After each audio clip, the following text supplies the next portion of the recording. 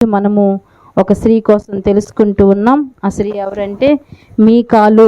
దేవునికి స్తోత్రం. ఎవరు? మేకలు కాదు, అలాగనీకండి దయచేసి. మీకాలు. మీకాలు అంటే వాగు అని అర్థం. మీకాలు ఎవరు? ఇన్ని సంవత్సరాలు మనం బైబిల్ చదివి చింపేస్తాం, కానీ మీకాలు ఎవరో? మేక కాదు, మీకాలు అంటే దావీదు భార్య. దేవునికి స్తోత్రం. హల్లెలూయా. దావీదు భార్య ఎలా అయిందో మీకాలు. ఎంతవరకు మీకాలు మీకు తెలియదని నాకు తెలుసు, ఎందుకంటే మీరు ఎంతవరకు వినలేదు ఆమె కోసం. దేవునికి స్తోత్రం. హల్లెలూయా, హల్లెలూయా. మొదటి సమూయేలు గ్రంథం 19వ అధ్యాయము 11వ వచనం. ఉదయమున అతని చంపవలనని పొంచియుండి దావీదును పట్టుకొనుటకై సౌలు అతని ఇంటికి దూతలను పంపగా, దావీదు భార్య అయిన మీకాలు, ఈ రాత్రి నీ ప్రాణమును నీవు దక్కించుకుంటూనే గాని రేపు నీవు చంపబడుదు అని చెప్పి కిటికీ గుండా దావీదును దింపగా అతడు తప్పించుకొని పారిపోయిన. చాలమ్మ, దేవునికి స్తోత్రం. హల్లెలూయా. ఈ మీకాలు సౌలు కుమార్తె. ఎవరి కుమార్తె? సౌలు రాజు కుమార్తె మీకాలు. సౌలుకి దావీదికి ఒక బెట్టింగ్ అవుతుంది. మన భాషలో చెప్తున్నాను. బెట్టింగ్ ఏంటంటే, దావీదు గొలియాతుని చంపితే సౌలు మహారాజు ఏమంటాడంటే, ఈ ప్రాంతంలో, ఈ దేశంలో గొలియాతుని ఎవరైతే చంపుతారో వాళ్ళకి నా కూతుర్నిచ్చి పెళ్ళి చేస్తానంటాడు. అద్భుతమైన వార్త కదా. రాజు కూతుర్ని చేసుకోవడం అంటే చిన్న మాట ఏం కాదు కదా. చాలామంది బలాఢ్యులు, బలవంతులు వచ్చారు, కానీ ఎవరు గొలియాతును చంపలేకపోయారు. 6 మూరల జానుడైనటువంటి గొలియాతు బలము కలిగిన వాడి దగ్గరికి వచ్చేసరికి అందరూ భయపడిపోయేవారు. వీడిని చంపలేము, ఈ ఫిలిస్తీని మేము హతమార్చలేమని చాలామంది రాజు కుమార్తెని చేసుకోవాలని దండోర ఊరంతా వేసి, రాజు నా కుమార్తెనిచ్చి పెళ్లి చేస్తాను, వీడిని మీరు చంపితే అంటే చాలా ఆయా దేశాల, ఆయా ప్రాంతాల నుండి చాలామంది వచ్చి ఉంటారు. ఎందుకంటే రాజు కూతురిని చేసుకోవడం అంటే చాలా అద్భుతకరమైన విషయం కాబట్టి చాలామంది వచ్చినప్పటికీ కూడా ఎవరికి కూడా అవకాశము లేదన్నమాట. అందరూ భయపడిపోయి ఆ యొక్క గొలియాతును చూసి చాలామంది వెనక్కి వెళ్ళిపోయారు. కానీ దావీదు పొట్టోడైనా, బలహీనుడైనా, అజ్ఞాని అయినా, కానీ దేవుని పట్ల ఉన్నటువంటి భయము, భక్తి చేత దావీదు ఏం చేశాడు? గొలియాతును 3 వడిసెలతో పటపట్లాడించేశాడు. ఒడిసి విసరగానే గొలియాతు ఏమైపోయాడు? గొప్ప బలవంతుడైనటువంటి ఎత్తరి మనిషి అయినటువంటి గొలియాతు ఒక వడిసి రాయి వెళ్ళగానే బోర్ల పడి చనిపోయాడంట. దేవునికి స్తోత్రం. హల్లెలూయా, హల్లెలూయా. అయితే చనిపోగానే సౌలు రాజు మాట ఇచ్చాడు కనుక ఇప్పుడు ఏం చేయాలి? మాట తప్పుతారేంటి? రాజు మాట అసలే తప్పకూడదు. ఎందుకంటే ఒక్కరిలోనో ఒక గదిలోనో మాట ఇచ్చేది కాదు. ఆ యొక్క సంస్థానంలో నిలవబెట్టి అనేక మంది ప్రజల మధ్యలో చాలా దండోర వేసి చెప్పే వార్త, ఏమైనా రాజు మీరితే రాజుకి శిక్ష ఉంటుంది కనుక ఏం చేశాడంటే సౌలు రాజు ఏం చేశాడు? దావీదికి తన కుమార్తె అయిన మీకాలునిచ్చి పెండ్లి చేశాడు. దేవునికి స్తోత్రం. హల్లెలూయా.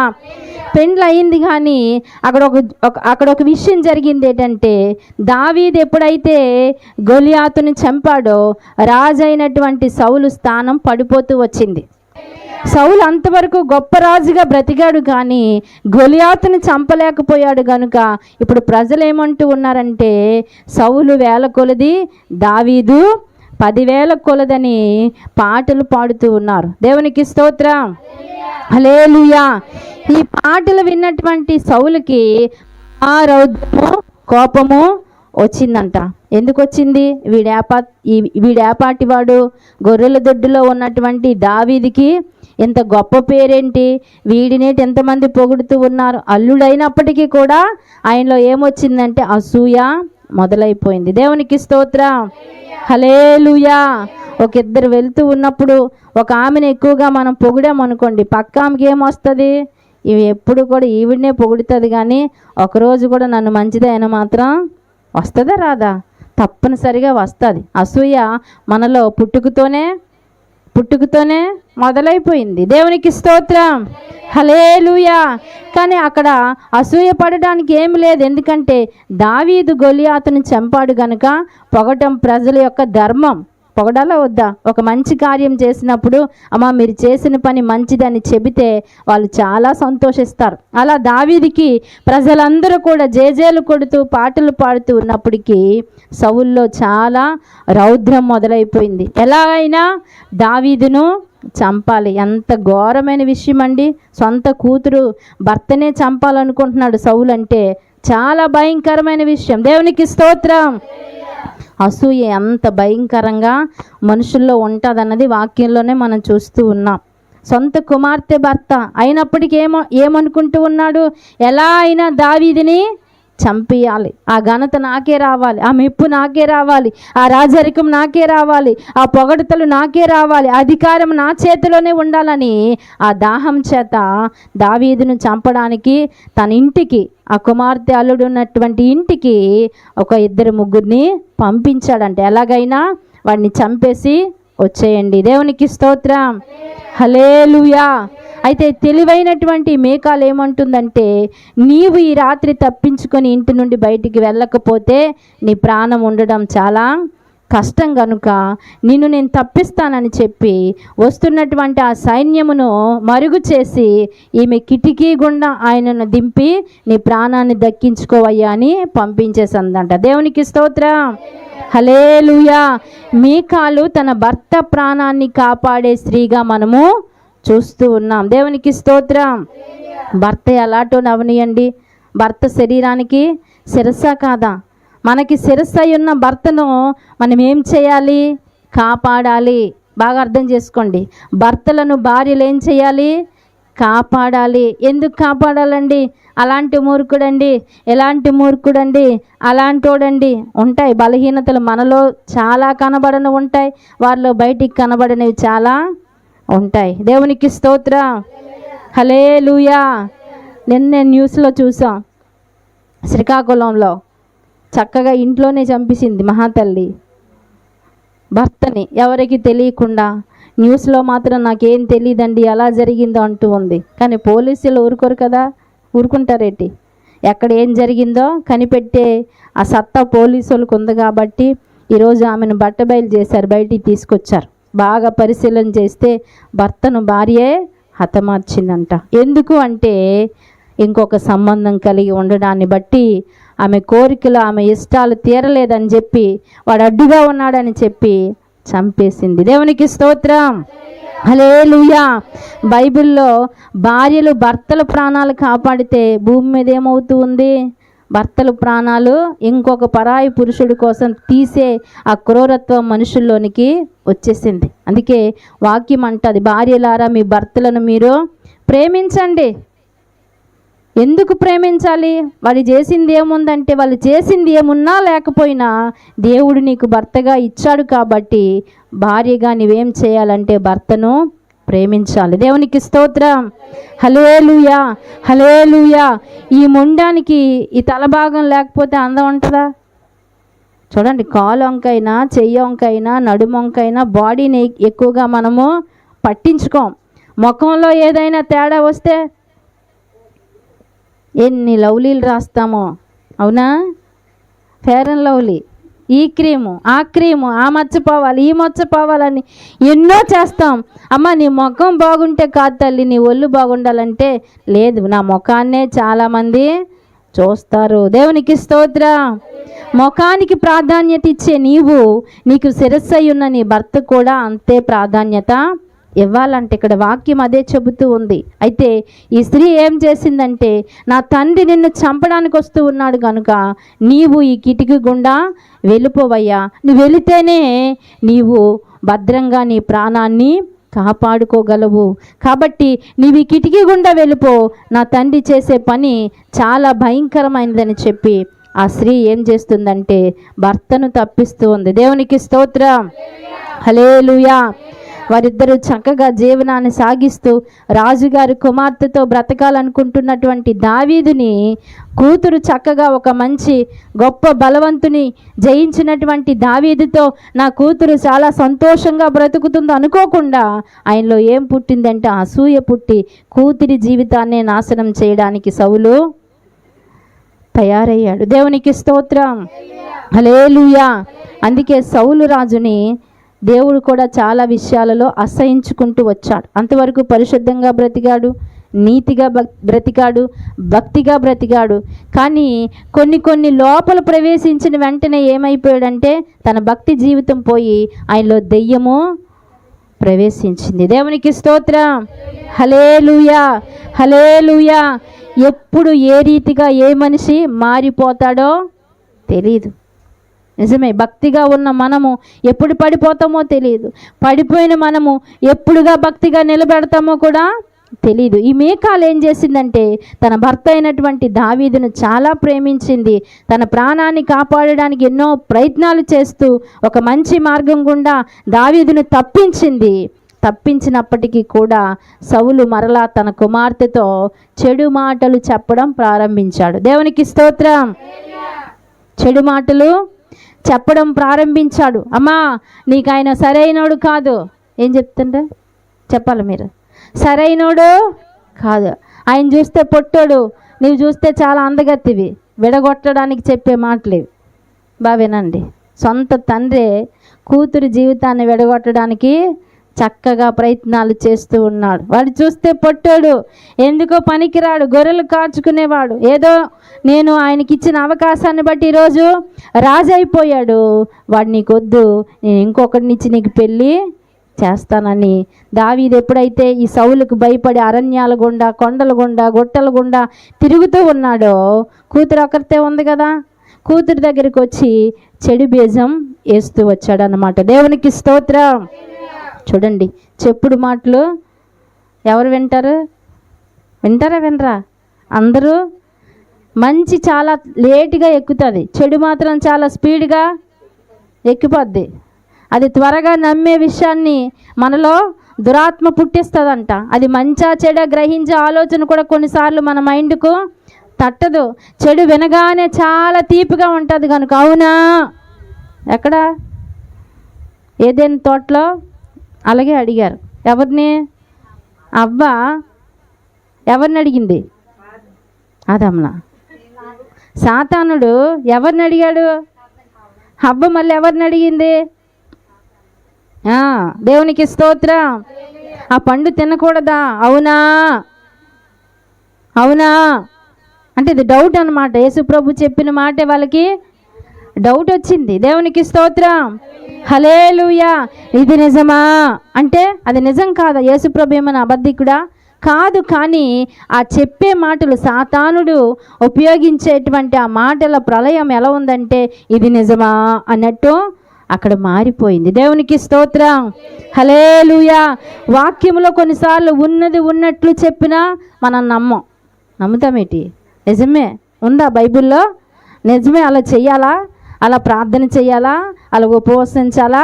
అలా కానుకివ్వాలా? అలా దేవుని కొరకు బ్రతకాలా అని డౌట్లు మనకు వస్తాయి. కానీ వాక్యం సత్యమే చెప్తుంది, అబద్ధము చెప్పదు. నేను బలహీనురాలనండి, నేను చెయ్యలేకపోతూ ఉన్నానండి, వాక్య ప్రకారం జీవించలేకపోతూ ఉన్నానండి అని తప్పు ఒప్పుకోం. కానీ నిజంగా వాక్యం అలా చెప్పిందా అని అంటాం. దేవునికి స్తోత్రం, హల్లెలూయా. ఈమెలో ఈ తండ్రి ఏం చేస్తూ ఉన్నాడంటే, అమ్మా నీవు అతన్ని విడిచిపెట్టే, వాడు ఒకవేళ నీతోనే ఉంటే ఈ యొక్క రాజ్యములో రాజు స్థానం తనకు దక్కిపోద్ది, నన్ను చాలామంది నీచంగా చూస్తారు కనుక వాడిని తప్పించి నీకు ఇంకొకడినిచ్చి పెళ్ళి చేస్తానంటాడు. దేవునికి స్తోత్రం. చూడండి, రోజు వచ్చి చెప్పుడు మాటలు చెబుతూ ఉంటే ఒక రోజుకి ఏమైపోతాం? అవే మనకి మంచిగా ఉంటాయి, అవే మనకి మంచి అయిపోతాయి. ఇంకా మంచి మనలో పనిచేయదు. అలా చెబుతూనే కొలిది ఈ మీకాలు ఏం చేసిందంటే, దావీదును ప్రేమించినటువంటి మీకాలు, దావీదుకి భర్తగా స్థానం ఇచ్చినటువంటి మీకాలు ఇంకా దావీదు నాకొద్దు అన్న స్థానానికి వెళ్ళిపోయిందంట. దేవునికి స్తోత్రం, హల్లెలూయా, హల్లెలూయా. 2 సమూయేలు 6వ అధ్యాయము 20వ వచనం. చదువు. తన ఇంటి వారిని దీవించుటకు దావీదు తిరిగి రాగా సౌలు కుమార్తెకు మీకాలు దావీదుని ఎదుర్కొన బయలుదేరి వచ్చి హీనస్థితి గల పనికెత్తులు చూచుచుండగా ఎద్దుడొకడు తన బట్టలు విప్పివేసినట్లుగా ఇశ్రాయేలీయులకు రాజువైన నీవు నేడు బట్టలు తీసివేసి ఎంత ఘనముగా కనబడుతువని అపహాస్యం చేసినందున దావీదు నీ తండ్రిని అతని సంతతిని విసర్జించి ఇశ్రాయేలీయులను తన జనుల మీద నన్ను అధిపతులుగా నిర్ణయించుటకై నన్ను ఏర్పరచుకొని యెహోవా సన్నిధిని నేను ఎలాగూ చేసితిని, యెహోవా సన్నిధిని నేను ఆట ఆడితిని. ఎంతకంటే మరి ఎక్కువగా నేను ధృవీకరింపబడి నా దృష్టికి నేను అల్పుడనై నీవు చెప్పిన పనికత్తెల దృష్టికి గనుడు నగుతునని మీకాలుతో అనెను. మరణము వరకు సౌలు కుమార్తెకు మీకాలు పిల్లలను కనకయుండెను. దేవునికి స్తోత్రం. హల్లెలూయా. దావీదుని ఎంతో ఇష్టపడి పెండ్లాడిన మీకాలు ఒబేదెదోము ఇంటిలో నుంచి దేవుని మందసం వస్తూ ఉన్నప్పుడు దావీదు ఆ మందసం ముందర ఏం చేస్తాడంటే నాట్యం చేస్తాడు. దైవికంగా కొన్ని పాటల ద్వారా దేవుణ్ణి ఆరాధించటము తప్పు కాదు. అయితే ఈయన ఆత్మ అభిషేకముతో నింపబడిన దావీదు మందసం అంటే దేవుడు వెనక వస్తూ ఉన్నప్పుడు దేవుని ముంద అంటే నాట్యమాడుతూ దేవుని మందసాన్ని దేవుని యొక్క ఆ మందసం కొరకు ఆహ్వానాన్ని పలుకుతూ డ్యాన్స్ వేస్తూ ఉంటే భార్య అసహించుకుందంట. ఏం చేసింది? అసహించుకుంది. ఎందుకు అసహించుకుందో చెప్పండి. ఈయన ఒక రాజు, ఒక అధికారి, ప్రజలను ఏలే వ్యక్తి. ఈయన వస్త్రము కూడా కానకుండా డ్యాన్స్ వేస్తూ నాట్యం చేస్తూ దేవుణ్ణి ఆరాధిస్తూ ఉన్నప్పుడు ఆమెలో ఏం కలిగిందంటే భర్తను అసహించుకునే హీన స్థితి చూపించిందంట. దేవునికి స్తోత్రం. హల్లెలూయా, హల్లెలూయా. ఒక ఆత్మీయురాలైతే అలా అర్థం చేసుకుని ఉండదు. ఈమెలో ఏం ప్రవేశించింది? తండ్రి చెప్పిన చెడు ఎక్కువగా పని చేస్తూ ఉంది కాబట్టి భర్త మీద ఉన్నటువంటి ప్రేమ చచ్చిపోయి ఈమెకి ఏం కనిపిస్తుందంటే అసహ్యము కనిపిస్తూ ఉంది. దేవునికి స్తోత్రం. హల్లెలూయా. బాగా భర్త ఇంటికి అన్నీ తెచ్చాడు అనుకోండి, ఎక్కడ లేని ప్రేమ మనకి వస్తుందా రాదా? ఆ రోజు చేయకూడనివన్నీ భర్తకి చేసి చక్కగా పెడతాం. మన మాట వినలేదనుకోండి, వీడు నాకు ఎంత దాపరించాడు అంటారా అన్నమా? అంటాం, మనమే అంటాం. వీడు ఎంత దాపరించాడు, నాకెందుకు శనిలాగా దాపరించాడు, నా తల్లిదండ్రులకి ఎవరికి కనిపించలేదేమో వీడినిచ్చి ఎన్ని అంటామో బయటికి చెప్పకూడదు. ఇవన్నీ ఆడవాళ్ళకి మాటలే కరువా. మన స్వరం పావురు స్వరంలాగా ఉండదు, అప్పుడు కాకి స్వరం అయిపోద్ది. ఎక్కడ లేని మాటలన్నీ వీధల్లా వింటారు. ఓరే బాబు ఇలాటోడా అలాటోడా ఎన్నో అంటాం. దేవునికి భరించేవాడు భర్త కాబట్టి నువ్వెన్నన్నా ఏం చేస్తాడు? భరిస్తాడు. సివట్లు తింటాడు, చెప్పు దెబ్బలు తింటాడు, అవమానాలు తింటాడు. ఎక్కడికి వెళ్ళా మరలా 2-3 రోజులకే నీ కొంపకే వస్తాడా రాడా? వస్తాడు. దేవునికి స్తోత్రం. హల్లెలూయా. భర్త లోపాన్ని చూసి మనం అవమానిస్తూ హేళన చేస్తూ ఎటకారం చేస్తూ హీనంగా అసహించుకుంటూ ఉన్నాం. కానీ మన లోపాలు తెలిసిన భర్త ఊరుకుంటాడా? ఊరుకోడు. కానీ ఇప్పుడు ఎక్కువగా చట్టాలు ఎవరి వైపు ఉన్నాయి చెప్పండి? ఏం చేయనియండి, స్త్రీ వెళ్ళి కంప్లైంట్ ఇస్తే అయిపోతుంది పని అక్కడ.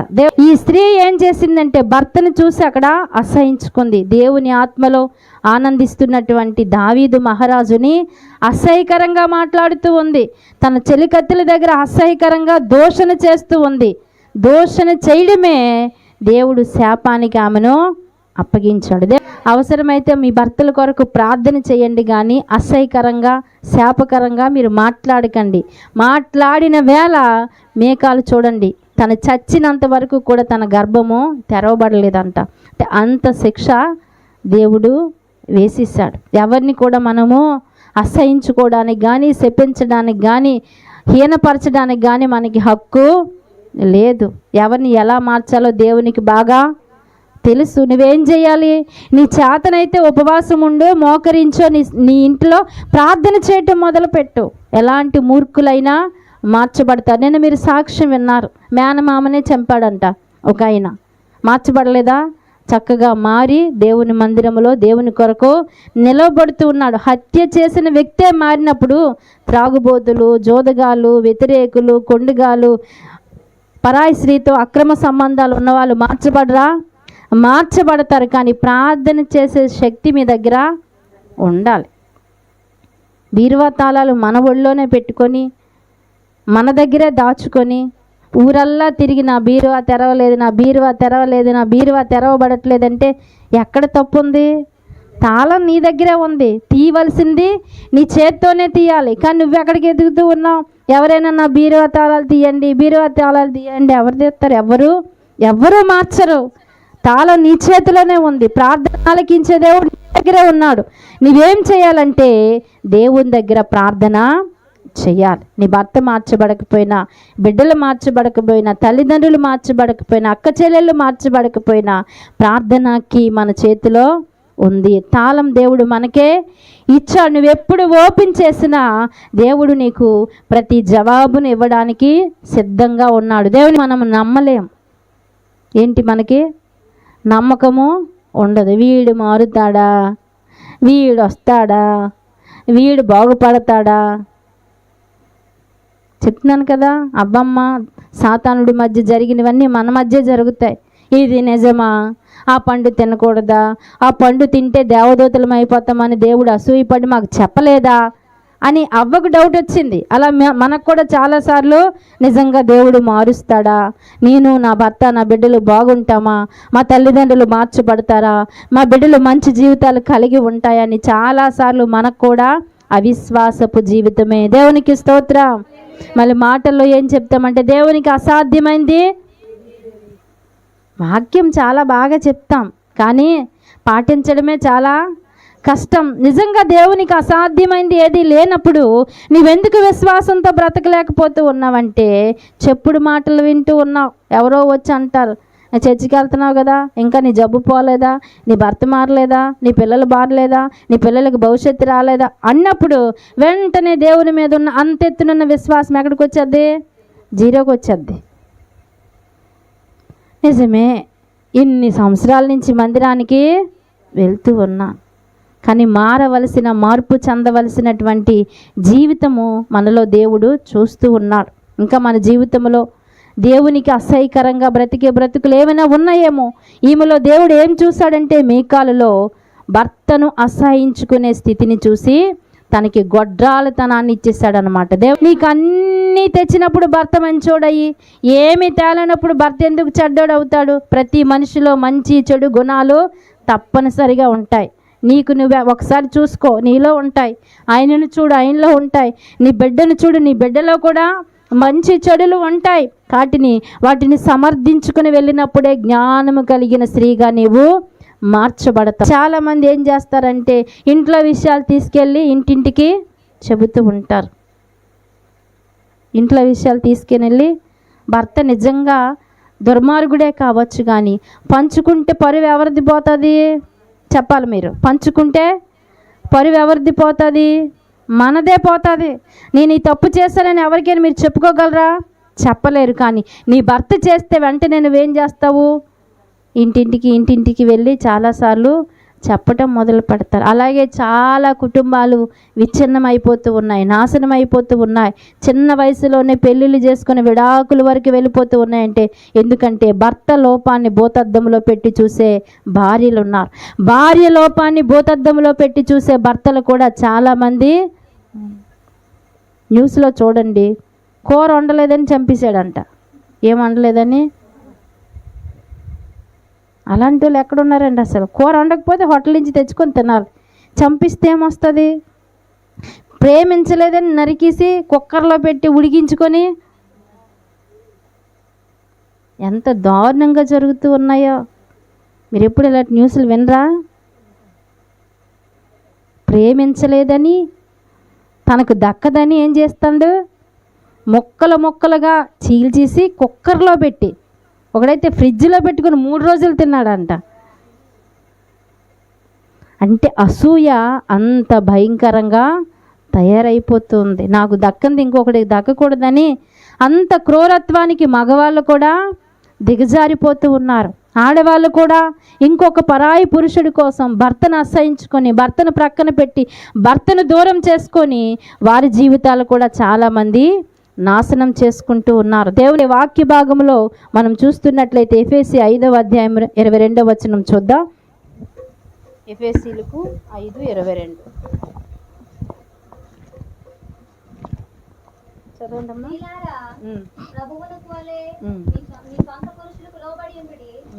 క్రీస్తు సంఘమునకు శిరస్సై ఉన్నలాగున పురుషుడు భార్యకు శిరస్సై ఉన్నాడు. క్రీస్తు శరీరమునకు రక్షకుడై ఉన్నాడు. సంఘము క్రీస్తునకు లోబడినట్టుగా భార్యలు కూడా ప్రతి విషయంలోనూ తమ పురుషులకు లోబడవలెను. పురుషులారా, మీరును మీ భార్యలను ప్రేమించుడి. అటువలే క్రీస్తు కూడా సంఘమును ప్రేమించి అది కళంకమైనను చాలు తల్లి. దేవునికి స్తోత్రం. హల్లెలూయా. స్త్రీలారా, ప్రభువునకు వలె మీ సొంత పురుషులకు లోబడి ఉండుడి. దేవునికి స్తోత్రం. హల్లెలూయా. చూడండి, ఇక్కడ బాగా మీరు వాక్యం చూడండి. స్త్రీలారా అన్నాడు కానీ క్రైస్తవ స్త్రీలారా అని అన్నాడా యేసయ్య? మీరు చెప్పండి ఒకసారి, చూడండి ఒకసారి వాక్యం. స్త్రీలంటే అందరూ వస్తారు. దేవుడు నమ్ముకున్న వాళ్ళు, నమ్ముకోలేని వాళ్ళు, హిందువులు అందరూ కూడా స్త్రీలే. అక్కడ వాక్యం ఏం చెప్తుందంటే, స్త్రీలారా ప్రభువునకు వలె మీ సొంత పురుషులు అంటే ఎవరు? నీ భర్త. మీ సొంత పురుషుడు అంటే నీ భర్త. మీ భర్తకు నాకు ఎలా అయితే మీరు లోబడుతూ ఉన్నారో, నాకు ఎలాగైతే మీరు భయపడుతూ ఉన్నారో, నా దగ్గర ఎలా అయితే భక్తి ఉందని నటిస్తూ ఉన్నారో, అలా మీ భర్తలు కూడా మీరు ఉండకండి అంటున్నాడు. దేవునికి స్తోత్రం. మందిరంకి వచ్చినప్పుడు భక్తి నటిస్తామా? ఇంటికాడ ఉన్నప్పుడు విశ్వరూపాలు కనబడతాయి మనవి. అలా వద్దంటున్నాడు దేవుడు. నాకు ఎలా మీరు నిజమైన భక్తి కలిగి, నిజమైనటువంటి విశ్వాసము కలిగి, నిజమైనటువంటి ప్రేమ కలిగి నన్ను ఎలా మీరు ఆరాధిస్తూ ఉన్నారో, నాలాగే నన్ను ఎలా ప్రేమిస్తూ ఉన్నారో అలాగే మీ భర్తలను మీరు ప్రేమించండి. మీ భర్తలకు మీరు లోబడండి. దేవునికి స్తోత్రం. మీరు లోబడలేదంటే వాక్యాన్ని ధిక్కరించినట్లే.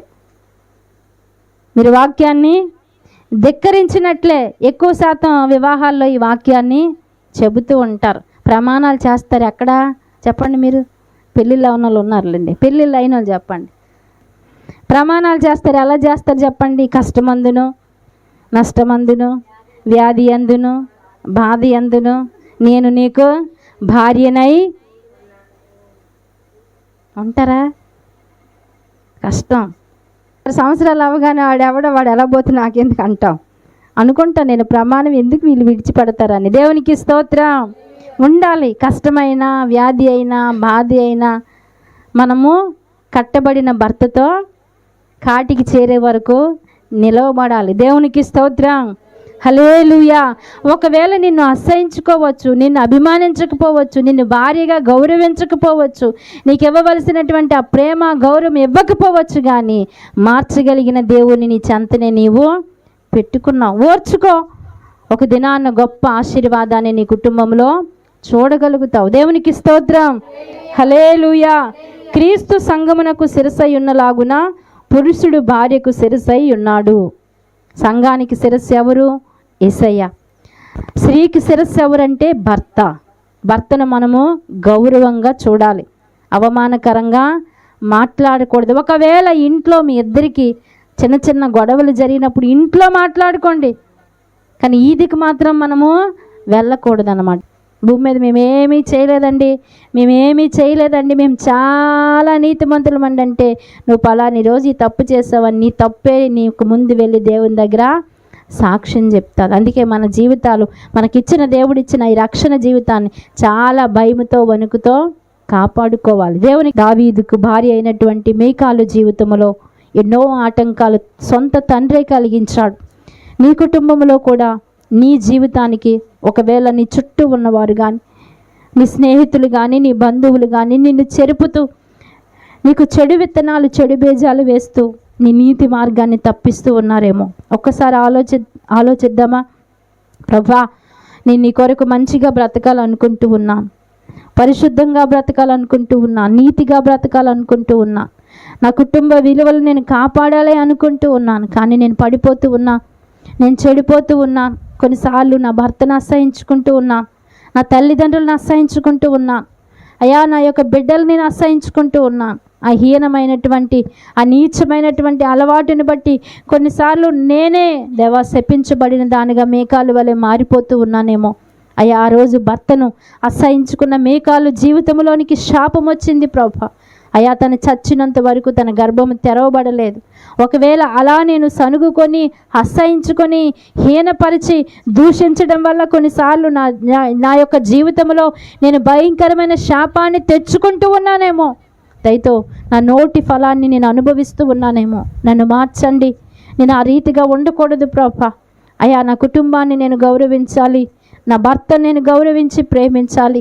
నా బిడ్డలను ఒకవేళ నేను అసహించుకొని వీరి జీవితం ఇంతే, నేనే గొప్పదాన్ని, నా బిడ్డలు ఎందుకు ఇలా తయారయ్యారు అనుకుంటూ ఉన్నానేమో. ఆ స్థితి కూడా మంచిది కాదయ్యా. అయ్యా, మాకు తెలియని మా జీవితంలో ఎన్నో తప్పిదాలు అయ్యా కొన్నిసార్లు మేము కూడా చేసి ఉన్నామేమో. అయ్యా, వారిని కూడా మేము క్షమించి ప్రేమించే మనసు మాకు ఇవ్వండి. తల్లిదండ్రులు ఆశ్రయించుకుంటూ ఉన్నామేమో. ఇలాంటి తల్లిదండ్రుల నాకు ఎందుకు వీరి కడుపున నేను పుట్టానా, ఇలాంటి వారు నాకు ఎందుకు దాపరించారు, నేను ఇంకొకరి ఇంట్లో పుడితే బాగున్నానే. కొన్నిసార్లు తల్లిదండ్రులని అసహించుకునే పరిస్థితే మనకు ఉందేమో. ప్రభు, నన్ను క్షమించండి. నా తల్లిదండ్రులు మీరు నాకు బహుమానంగా ఆశీర్వాదకరంగా ఇచ్చారు. వాళ్ళు పెంచబట్టే ఈరోజు భూమి మీద నేను ఉన్నాను కదా నాయన అంటూ ప్రతి ఒక్కరము మన యొక్క జీవితంలో మన హృదయంలో చెడు అనే ఆలోచన, హీనంగా అనేకులను అసహించుకునే ఆలోచన, నేను ఎక్కువగా ఎదుటివారిని తక్కువగా చూచే ఆలోచన నీలో ఉంటే దానిని విడిచిపెట్టుకోమని దేవుడు మేకాలను చూపించి మనతో మాట్లాడుతూ ఉన్నాడు. చిన్న బలహీనతే, మనసులో తన భర్తను అసహించుకుంది, కానీ ఎవరికీ తెలియనటువంటి భయంకరమైన శాపం తన మీదకి తెచ్చుకుంది. ఆ పరిస్థితి మనకు ఉండకూడదు. లోపల బయట ఒకేలా మనం జీవించాలి. పెదవులతో ఒకటి, హృదయంతో ఒకటి చేయకూడదు. మన జీవితం లోపల ఎంత పరిశుద్ధంగా ఉందో, ఎంత నిష్కపటంగా ఉందో, ఎంత యథార్థంగా ఉందో బయటికి కూడా అదే మనం చూపించినప్పుడు దేవుడు మనల్ని దీవిస్తాడు. అందుకే యథార్థవంతులకు ఆయన ఏ మేలు చేయక మానడని చెబుతూ ఉన్నాడు. యథార్థమైన జీవితాన్ని ఆయన ఇష్టపడతాడు. వేషధారి బ్రతుకు ఆయనకి నచ్చదు. బయట ఒకటి లోపల ఒకటి జీవించే జీవితం ఆయన ఇష్టపడడు. నువ్వు ఎల్లప్పుడూ మందిరంలోనైనా, సమాజంలోనైనా, వీధిలోనైనా, బయట వెళ్ళినప్పుడైనా నీ జీవితం ఒకే రీతిగా ఉన్నప్పుడు దేవుడు నిన్ను ఆశీర్వదిస్తాడు. మీకాలో ఒక మంచి జీవితాన్ని జీవించాలనుకుంది. అది ఎంతవరకు మంచిదో ఎంత చెడ్డదో ఒక్కసారి ఆలోచించు. నీకు దేవుడు జ్ఞానం ఇచ్చాడు, వివేచన ఇచ్చాడు, బుద్ధి ఇచ్చాడు. నీ కుటుంబ జీవితాన్ని, నీ ఆధ్యాత్మిక జీవితాన్ని, నీ ఆత్మీయ జీవితాన్ని, నీ పరిశుద్ధమైన జీవితాన్ని, నీ యొక్క యథార్థమైన జీవితాన్ని నువ్వు కాపాడుకునే ప్రయత్నంలో చెడు ఒకవేళ నీలోనికి ప్రవేశిస్తే ఈరోజైనా దాన్ని తీసి తొలగించుకో. ప్రభు ఆత్మ నీలో పనిచేస్తుంది. దేవుడు నీ కుటుంబాన్ని, నీ బిడ్డలను, నీ భర్తను, నీ తల్లిదండ్రులను ఆశీర్వదించడానికి ఆయన సిద్ధముగా ఉన్నాడు. ఇవి నిన్న వాక్యాన్ని బట్టి ప్రార్థన చేసుకుని మనం ఈ కూడికను ముగించుకుందాం. పరిశుద్ధుడా, ప్రేమ నమ్మకము కలిగిన మా యేసయ్య, మీకు వందనా. ఈరోజు మాకు మీకాలను చూపించి చక్కటి విలువైన మాటలు మాతో మాట్లాడారు. అయ్యా, మాకు ఎటువంటి జీవితాన్ని ఇవ్వాలో నీకు తెలుసు. ఒకవేళ ఇచ్చావంటే అది మా అంతము వరకు భరించే ఓపిక. కొన్నిసార్లు స్త్రీలమైన మేము బలహీనులము కాబట్టి చాలాసార్లు బలహీనపరచబడి మా జీవితాన్ని అసహించుకుంటూ మా భర్తలను ఒకవేళ అసహ్యకరంగా నాయన మేము మా హృదయంలో అనుకుంటూ ఉన్నామేమో. మమ్మల్ని క్షమించండి అయా. స్త్రీలారా, మీ భర్తలకు లోబడి వారిని ప్రేమించి ఘనపరచమని చెప్పిన ఆ యొక్క వాక్యాన్ని మేము పాటించగలిగి వాటి ప్రకారం జీవించగలిగే భాగ్యం ఇవ్వండి. మాలో అటువంటి శక్తిని మీరు నెలకొల్పండి ప్రభా. స్త్రీలముగా మా నడుము కట్టుకొని మా కుటుంబాల జీవితాలు కట్టుకోగలిగే జ్ఞానం మాకు దయచేయండి. మా ప్రతి వారి వెనుకడిలో ఈ వాక్యం ఫలించి నా జీవితాల్లో ఉన్న లోపాలను మేము సరిచేసుకొని మీ కొరకు జీవించగలిగే కృపా భాగ్యం మాకు దయచేయమని